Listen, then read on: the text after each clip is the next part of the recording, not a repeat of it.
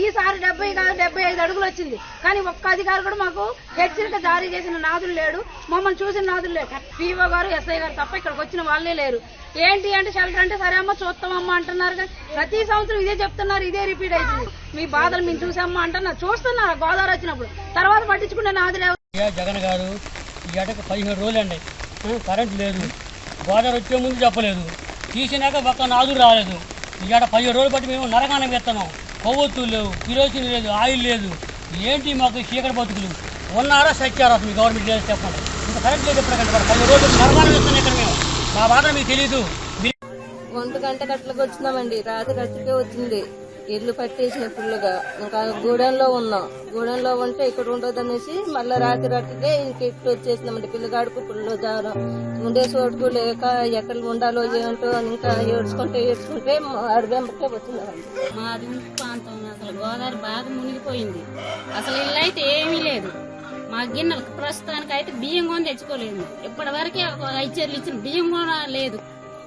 ఇల్లులన్నీ మునిగిపోయినాయి. అసలు ఉండటానికి పరిస్థితి కొనలేదు.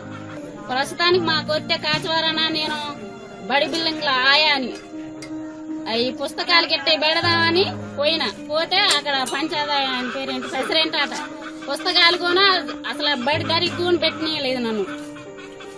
మా ఒక 2 ఒడ్లు మూటలు ఉన్నాయి, అక్కడ పెడుతున్నా 2 బట్టల మూటలు ఉన్నాయి, అక్కడ పెడతాంటే అసలు వద్దంటే వద్దన్నాడు ఆయన. లంక గ్రామాల్లో ఏర్పాటు చేసిన వైద్య శిబిరాలు కొనసాగుతున్నాయి. ఆర్డబ్ల్యూఎస్ శాఖ ఆధ్వర్యంలో పడవలపై ఇంటింటికి వెళ్లి బాధితులకు తాగునీరు అందిస్తున్నారు. బియ్యం, నిత్యావసరాల సరుకుల పంపిణీ కొనసాగుతోంది. బాగానే ఇచ్చారండి. మాకు చంద్రబాబు నాయుడు గారు మాకు 3000 వేస్తారని కూడా అన్నారండి. అవి అయితే మాకు తృప్తేనండి. ఇప్పుడు ఈ వరద రాగానే మా ఎమ్మెల్యే గారు కూడా వచ్చి సందర్శించడం జరిగింది.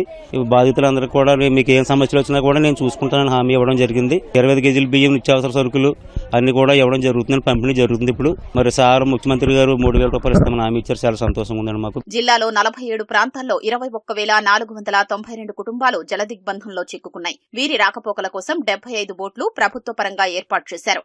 ప్రభుత్వ అధికారులు భోజన సదుపాయం కల్పించారు. అలాగే నిత్యావసర వస్తువులు కూడా అందజేశారు. వాటర్ గానీ నిత్యావసర వస్తువులు తెచ్చుకోవడానికి దానికి ఏంటంటే కొంచెం బయటికి వెళ్ళడానికి అవి బోట్లు అవి అరేంజ్ చేసి చేస్తున్నారండి. ప్రభుత్వం వారు కూడా సహకారం బాగా ఉంది. అదే రకంగా కొంచెం పశుగ్రాసానికి కూడా పచ్చగడ్డ అవి లేకపోవడం వల్ల పశుగ్రాసం ఇబ్బందిగా ఉంటుంది. అది కూడా ఏర్పాటు చేస్తే కొంచెం ప్రజలకి వెసులుబాటుగా ఉంటుంది. అప్పర్ నాములంక వరదతో నీట మునిగింది.